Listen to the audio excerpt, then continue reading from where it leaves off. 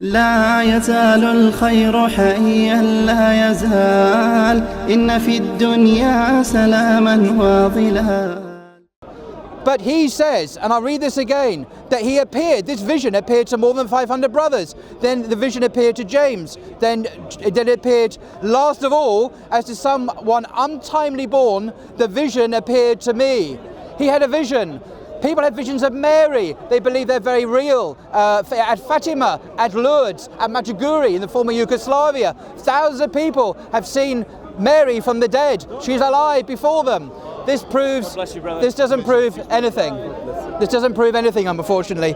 So I come back to my central... I asked him about the Quran because he wanted to run away from that debate with me earlier. Okay. Yeah, about the historical testimony of the crucifixion in the Quran. Okay, you are interrupting the debate. Hello, bye. Okay, here. All right. Good to see you. Good to God bless you.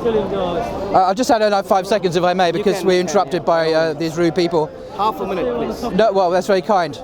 Remember my central point. Where does it say in the Jewish Bible that the Messiah, remember, would die and on the third day, not the second, not the fourth, not the first, not the sixth, on the third day? Nowhere does it say in Acts, does it mention 3 anywhere in Psalm 16, in verse 10 or anyone else? So with respect, my good friend here has not answered this basic point that I made right at the beginning. Sorry. Thank you. That's the agreed time over. Okay.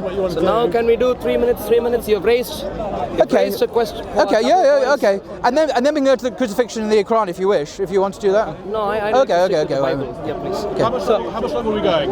We're now doing 3 minutes. 3 minutes. For how many? Back and forth. For how long? Well, just one. Well, Maybe three rounds, 4 rounds. okay. Yeah. 3 goes each, basically. Yeah. Okay. All okay. He's first. Yeah. You're last then.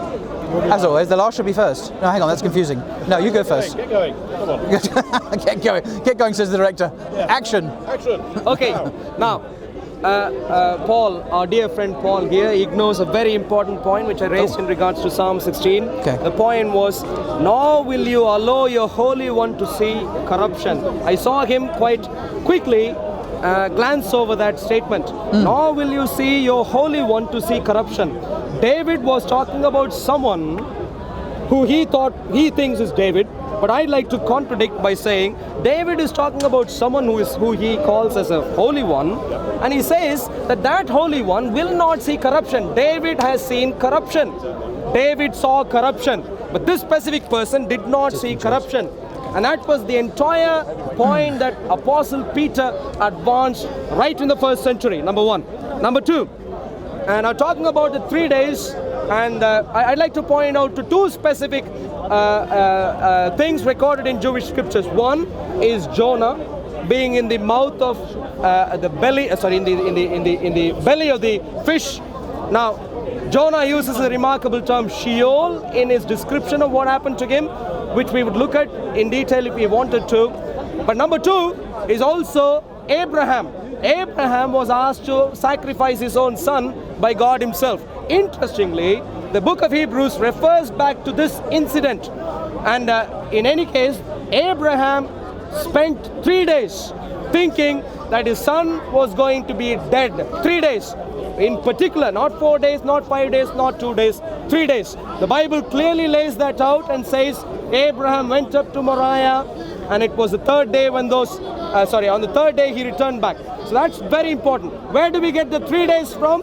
Of course, if you are a Jewish person who knows how the first century Jewish thought was, the idea wasn't to find a statement which says the Messiah will rise up on the 3rd day necessarily alone, but the idea was to see, is there any revelation in the Hebrew scriptures which we can put together to get this idea of 3 days. And that's where we get from Abraham and Isaac, Mount Moriah, 3rd day returned back. Abraham thought for 3 days his son was dead, but God himself gave his own son. In the place of Abraham giving his son Isaac, God gave Jesus. 3rd day rose up from the dead. Now, going back to his point about Paul's vision, Apostle Paul's vision, may I please comment before him by reading that, if I have time. No, take your time. If this goes over, it doesn't matter. So, by reading that specific narration which Paul had, Paul, in the narration of what happened to him,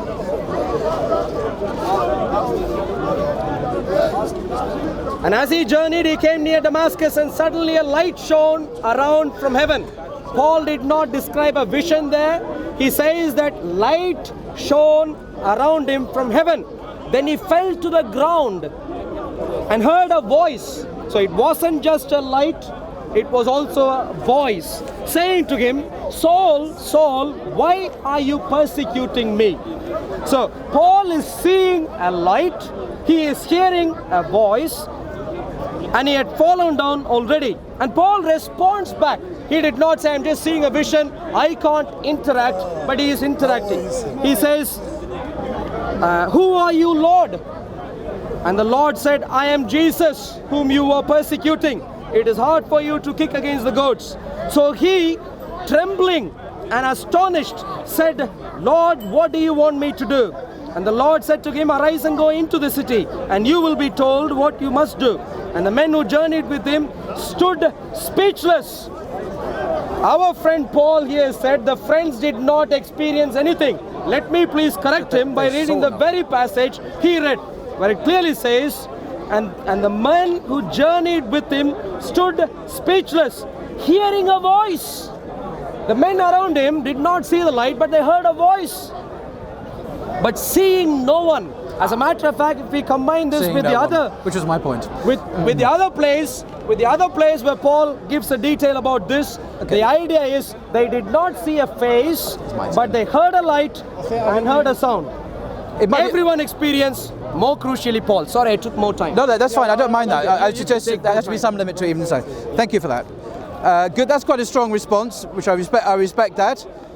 I'm going to make a controversial polemical point now, which may not go down very well, but it needs to be said from my point of view. My friend here is using the King James Bible. The King James Bible, as any academic will tell you, if you study this academically, is not a translation you use because it's out of date, and most importantly, it's been heavily corrupted, particularly in the Old Testament. It's incorporating Christian ideas, it's given Christian translations of the Hebrew which are not in the Hebrew. And there are many examples of this, unfortunately, and my friend has just given one, and he was controversial, it's not very popular, but I wanted to say that because modern translators now, mainstream ones like the NRSV, are aware of this bias in the older translations, and they know, and they have corrected the mistranslations and the tendentious interpretations of the Jewish Bible, and now they give more accurate translations. And I want to share with you probably the most accurate translation of all, and that's where you get a difference between what we're saying. I'm quoting from the most accurate academic modern translation. He is quoting from a translation which has been interpolated by Christian scholars in the 16th century, when most people didn't know any better. So when it says in Psalm 16, when he says, it says the Holy One shall not see corruption, and it's talking about someone else, in the modern Bible, which doesn't have these Christian biases, it says this: therefore my heart is glad and my soul rejoices, my body also rests secure, therefore you do not give me up to Sheol, nor let your faithful one see the pit. So the first person is not there in his older Christianized Hebrew Bible, but it is here in my modern, more neutral, academic, objective and scholarly translation. But this is very convenient for Christians because they can read Christian theology out of it because the translators in English have already spun it for them. Now, I knew it was going to be controversial, I've said my piece.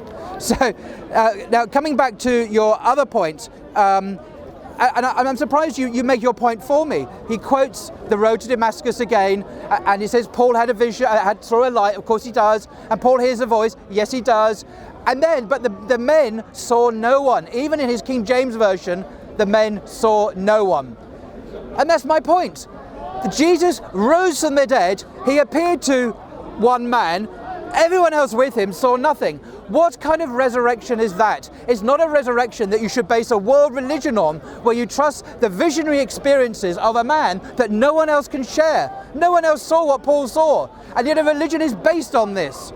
How can we base it on an experience that no one else can share? This is not a very solid foundation.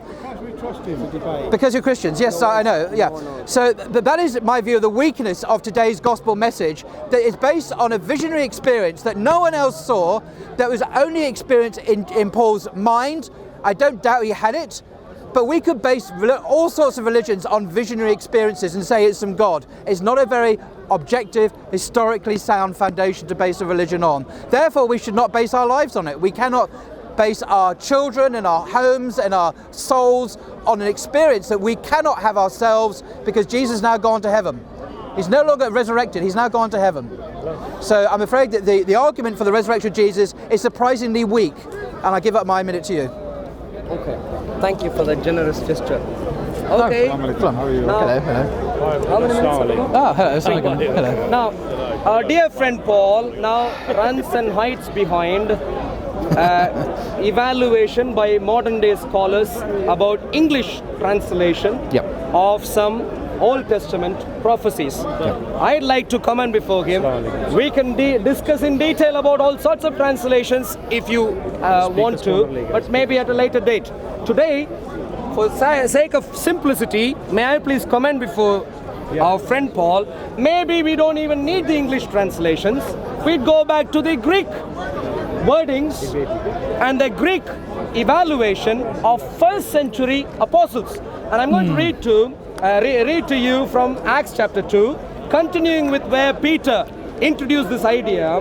Verse 29, or maybe I should do verse 27. For you will not leave my soul in Hades, nor will you allow your Holy One to see corruption. According to him, it's not corruption, it's something else. Maybe, may not be. But Peter goes on, skipping a verse there, I'm going to verse 29. Men and brethren, let me speak freely to you of the patriarch David, that he is both dead and buried, and his tomb is with us to this day. Therefore, being a prophet, and knowing that God had sworn with an oath to him that of the fruit of his body, according to the flesh, he would raise up the Christ to sit on his throne. He, foreseeing this, spoke concerning the resurrection of the Christ. In other words, we could go to the underlying Greek text which Peter used in this case as recorded by Luke, a physician, in the book of Acts, and their point, ignoring King James, ignoring any other translation, quite clear, someone who is dead could not have satisfied this, and therefore this is not talking about King David himself, but rather Messiah prophetically.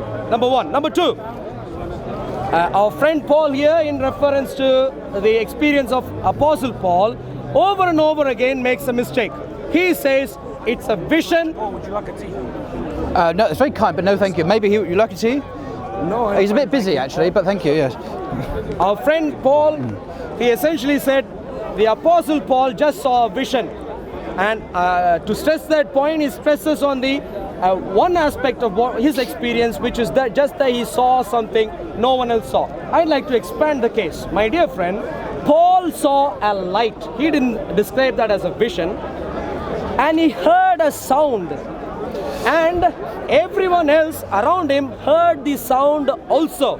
And what it says there, the verse does not say they did not see the light, but it rather says they did not see anyone.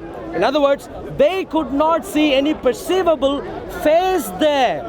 It doesn't say they did not even see the light, just that they did not see anyone, a human being there. Now, my dear friend, and therefore, summing that up, the point is, Paul's experience was a real experience involving light and sound, which was experienced by the other people also, and he even became blind because of that. Right. Thank you. Did they see the light as well? Well, please don't interrupt. I'll read the passage. Please don't interrupt. Thank you. Okay, back to Acts 26, where Paul, according to Luke, is telling King Agrippa about his experience on the road to Damascus that my Christian friend here has just been talking about. And Paul says this to King Agrippa in verse 19. Acts 26, verse 19. I was not, King Agrippa, disobedient to the heavenly vision. So he does call it a vision, contrary to what you claim. If we're to trust the Bible, maybe it's not true, but at least the Bible says it was a vision. Coming back then to the actual the story you just mentioned here in Acts 9, the men who were traveling with Paul stood speechless because they heard the voice but saw no one. Now the point about the resurrected Jesus is, he was a bloke walking around who'd been dead. They would have seen him if he'd been resurrected from the dead. That's the whole point. There's not any obscure thing about did they see a light or not. They saw no one. They should have seen a flesh and blood human being walking around. They saw nothing. And it was a heavenly vision, and it was Paul's own resurrection appearance. And Paul says in Acts 1 Corinthians 15, he appeared to Peter, to James, everyone else, and last of all, he appeared to me. So we know, I would argue, that all of the appearances were visions. To Peter, to James, to the 500, they were all visions. And how can this be, you say? How can people have collective visions? But they do. Ask in Portugal, in Fatima, go to Medjugorje, go to other places where Mary has appeared to thousands of people. Just Google it, I've looked it up. Collective, massive hallucinations of dead people happen in the 20th century. I'm not surprised it happened thousands of years ago in a backwater of the Roman Empire. It does not surprise me in the slightest. Then he quotes Peter in Acts 2. I'm sorry, but usually when the New Testament quotes the Old Testament, it alters the translation. It twists and turns and makes things up. And the most notorious case that biblical scholars will tell you about is Hebrews chapter 10, which is actually talking about the incarnation of God, the incarnation of the Son. Sacrifice and offerings you have not desired, but a body you have prepared for me. Oh, sorry. Consequently, when Christ came into the world, he said, and then there's a quote from the Psalm, sacrifice and offerings you have not desired, but a body you have prepared for me. So a body has been prepared for Jesus. Wow, and it's quoting from a psalm, a prophecy, surely. But no, all you've got to do is you check it in the Old Testament, look up the psalm, and guess what? It doesn't mention a body, it mentions an ear. It's really weird, thank you, an ear. Because what scholars will tell you, the New Testament is quoting from the Septuagint, the Greek translation, which itself is a bad translation of the Hebrew original. The New Testament is quoting from a bad translation, which sometimes gets the original Hebrew wrong, badly wrong. I reference you to James Barr, Professor of Hebrew at Oxford University, in his monograph on this very subject, which I've read and studied. Hebrews gets it wrong and it quotes a bad translation. But of that bad translation, you have made doctrine and a false prophecy. It's not there in the Hebrew Bible. And this is typical, I'm afraid, of the New Testament. Thank you. You may respond to that. Thank you very much. Okay, assertions repeated, no explanation given. The point was pretty simple in regards to Paul. Now, But he just said friend, vision. excuse me, our friend Paul now made a huge leap, which I was very surprised to see. He said, Paul says it's a vision and therefore everyone else saw visions. Yes. Now, I'm curious, if everyone else saw visions, what explains the empty tomb? What explains the fact that Jews in the first century, according to the book of Matthew, according to Matthew himself, had to find an empty tomb, and the only explanation they could come up with was that the disciples stole the body and they were trying to spread around a lie. Now, this in the context of few things, which is number one, Roman soldiers guarding the tomb. Number two, expert religious Jewish people were on the case on top of the Romans. And number three, body not found. There's only one thing which can explain all these three combined together, which is Jesus had risen up. Whether you'd like to describe what Paul saw as a vision or not, that's a secondary thing. Jesus had risen up purely outside of Paul's experiences. Also, empty tomb, while the guards were guarding the tomb, when the Jewish leadership was also on the case. Nothing else can explain apart from the fact that the body had risen up from being dead. Now, going to his jump from, none of the other apostles saw Jesus in the bodily form. Unfortunately though, his conclusion was based on an idea, a logic which goes something like this. This is Paul's experience and therefore everyone else had a similar experience. Yes. I'd like to clarify, excuse me my dear friends, Paul's experience was quite unique. Peter's experience and the rest of the apostles' experience was quite different. Peter and the apostle and the person who was called the man who Jesus loved went to an empty tomb. Peter had dinner with Jesus after he had risen up.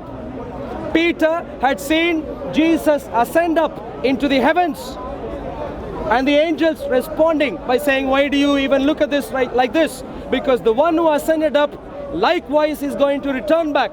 In other words, apostles outside of Paul had varied experiences, which could only be explained as experiences from a bodily resurrected Jesus Christ. And the same was seen by Mary Magdalene and many other people, as how Paul puts it, 500 people at one time. At even one specific time, 500 people. Now, my dear friends, the fact of the matter is Jesus' resurrection is fundamental to the Christians' belief. And it is for the fact that they saw this openly, honestly, in the way they could verify as bodily resurrection, they were willing to give up their lives. Thank you. That was good. That was good. Thank you for that. About the empty tomb, this is something that biblical scholars, if you're familiar with the literature, has struck them as something very curious about this letter of Corinthians. Paul, who, as I say, is the earliest account we have of the resurrection appearances, doesn't mention an empty tomb. Interesting. There's no empty tomb mentioned in the earliest account of Jesus' death and resurrection. And some scholars, not all, have posited that the empty tomb idea is a much later tradition that entered into the Christian story years after Paul. That it wasn't part of the original gospel belief. That's the first point. So we can't just assume it was there because Christians believe it's there. It's not mentioned, the empty tomb. Very interesting. And coming back to, you make actually a very good point. It's one that occurred to me some time ago. That was Paul's appearance of the resurrected Jesus the same as the others? Because you talk about, Peter had lunch or dinner or 11s or afternoon tea with Jesus. You said something like that, but not afternoon tea. He was an Englishman. But the point is this: that where you're getting these stories from is from the Gospels. Matthew, Mark, well, not Matthew, because there's no resurrection appearances in Mark, rather, but in Matthew, Luke, and John. These stories were written many, many years after Paul wrote 1 Corinthians. By the traditional dating, 1 Corinthians is written about AD 53, 54, and most scholars today would say Luke was written in the 80s or 90s. Same for Matthew, 80s or 90s. John, even later. We're talking 40 to 50 years later when these stories that you're now combining with Paul's account were actually written. And my theory, and I can't prove it, but as I say, my theory is, and you can disagree with it because there's no proof for it, but my theory is the earliest account we have is of a vision which no one else saw. That's what Paul says in Acts, if that's true.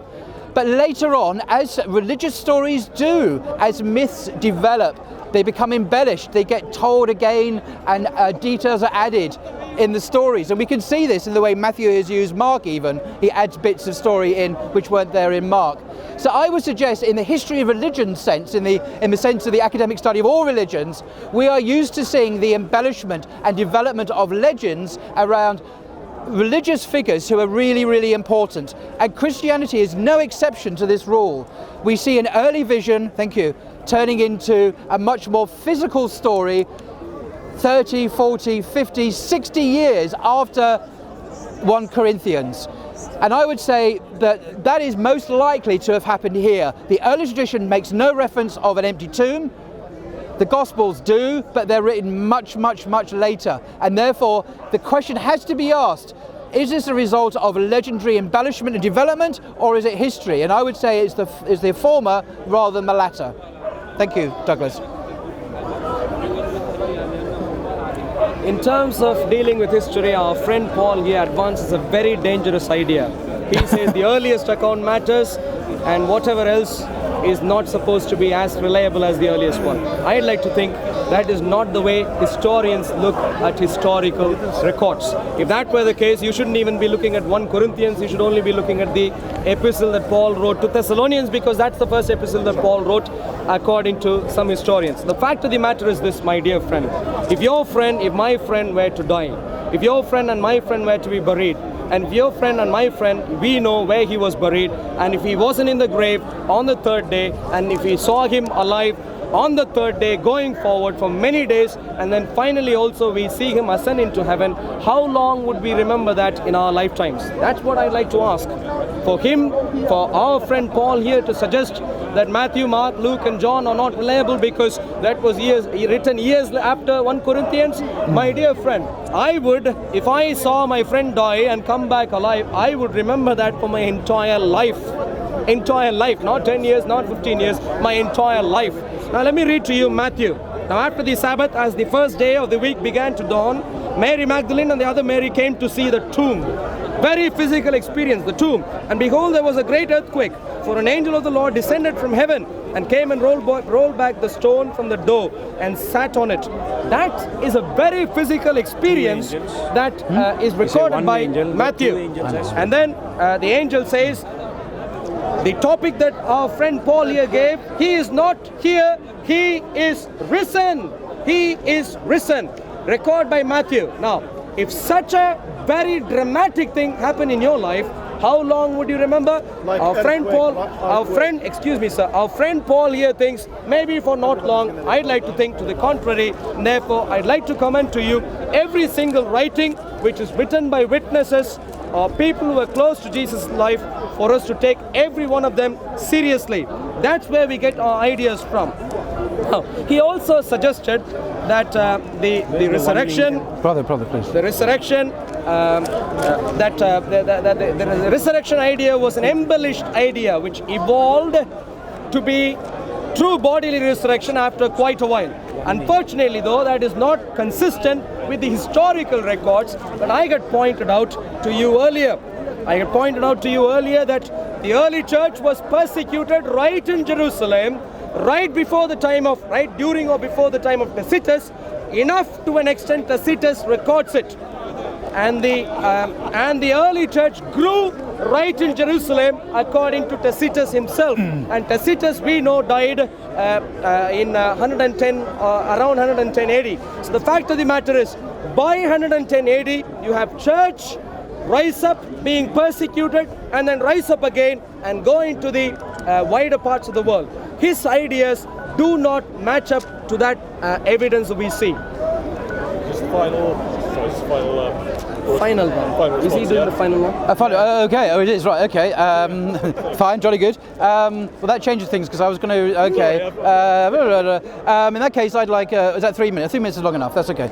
Right, okay, this is the last point I can make apparently. So, just say very quickly, it's now the consensus of virtually all modern scholars that Matthew, for example, is not a first-person eyewitness account. It was written in the second generation, long after Jesus, by an unknown Jewish Christian writer. Likewise Luke's not an eyewitness, obviously. John, well, we don't know who wrote the Gospel of John, it's anonymous. Mark, we don't know who wrote Mark, he doesn't claim to be, none of the Gospels claim to be eyewitnesses, and that is, so we can't rely on them as somehow, oh, I remember in my youth, Jesus said this to me. That's not how modern scholars understand it, and even conservative scholars say the same thing. About the embellishment issue, I'll just give two examples. In Mark, the earliest Gospel, according to most scholars, we have Mary being spoken of as an unbeliever. In Mark chapter 3, she is one of those, in verse 21, who went out to restrain Jesus because he is out of his mind. And in verse 31, the mothers and brothers came and they sent to him, calling him to come out. And Jesus said, but who are my mother and my brothers? You are my mothers and brothers who are sitting with me. Very distancing. And then, but notice, by the 2nd century, Mary has been called the Mother of God. And today, most Christians call Mary the Queen of the universe, the spouse of the Holy Spirit. Now, you may shake your head, and I agree with you, it is a terrible thing, but these are most Christians today. So we see a extraordinary trajectory from a very lowly, she's an unbeliever in Mark, to today, she's virtually the 4th person of a quaternity, a Trinity plus one. So I think we can see religious development on an incredible scale. Let me give you a final example of the embellishment that is universally seen as a made-up story in the Gospel of Matthew. It's called, I call it, the zombie apocalypse. Yeah. The zombie apocalypse. Okay, this is quite well known. Now, this takes place at the death of Jesus on the cross. Okay, and it's only found, I'll tell you why this is significant. I'll just tell you what the verse says. It's in 2 verses. At the moment, the curtain of the temple was torn in two from top to bottom. The earth shook and the rocks were split. The tombs were also opened, and many bodies of the saints who had fallen asleep were raised. After the resurrection, they came out of the tombs. After their resurrection, they came out of the tombs, entered the holy city, and appeared to many. Wow, the zombies are alive. They walk around Jerusalem. They appear to their families. Now, what is odd about this public event in Jerusalem in broad daylight where many, many people walk around is that no one else in recorded history anywhere has ever heard of this event. Acts doesn't mention it. Thank you. Acts doesn't mention it. Josephus, Tacitus, Luke, Matthew rather, Mark, Paul, no one mentions this. Surely this is more fantastic, more amazing than even the alleged resurrection of Jesus, because these were zombies who walked around Jerusalem, and yet there's no corroborating evidence. This almost certainly, according to the vast majority of scholars, is a legend that's made up. Even someone like Mike Licona, thank you, I'll have another 15 seconds if you don't mind. Mike Licona, the famous American apologist, evangelical, so he admits that this is probably not historical. If Matthew can make this stuff up, what else did he make up? And my final point is this: it has not been demonstrated today, Paul's claim, thank you, that in the Jewish scriptures the Messiah would die and rise again on the third day in accordance with the Jewish scriptures. I have read nowhere, and Jonah is not an example. Jonah, by the way, in the whale, Jonah did not die. He was alive throughout the whole experience. Yes. Jesus, in your belief, was dead. So Jonah cannot be the answer. But anyway, I could go on. I don't want to